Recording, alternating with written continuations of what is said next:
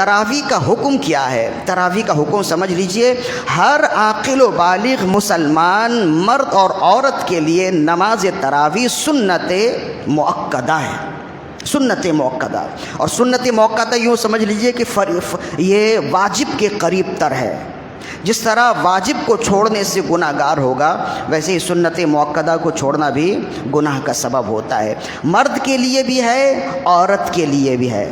انفرادی طور پر نماز پڑھنا سنت مؤکدہ ہے، نماز تراویح کو باجماعت پڑھنا سنت مؤکدہ علی الکفایہ ہے۔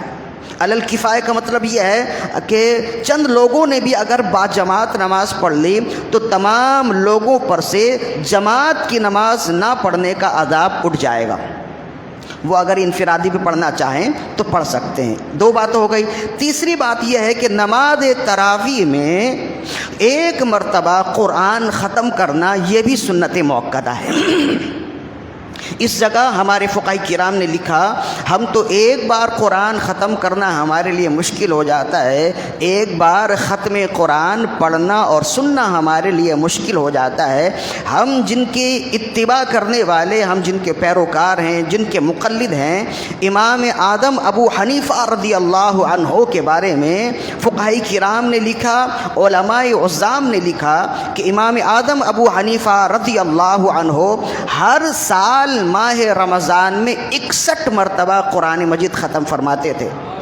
61 بار قرآن مجید کا ختم فرماتے، 30 بار قرآن 30 دنوں میں، 30 بار قرآن 30 راتوں میں، اور 1 مرتبہ قرآن نماز تراویح میں ختم فرماتے تھے۔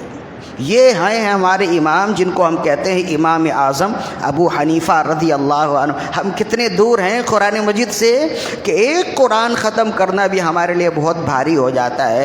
امام اعظم ماہ رمضان کے ایک دن میں 1 قرآن اور 1 رات میں 1 قرآن ختم کرتے، یعنی 24 گھنٹوں میں 2 قرآن مجید ختم کرتے، اور 7 تراویح کی نماز میں بھی پورے رمضان میں 1 قرآن مجید کا ختم فرمایا کرتے تھے۔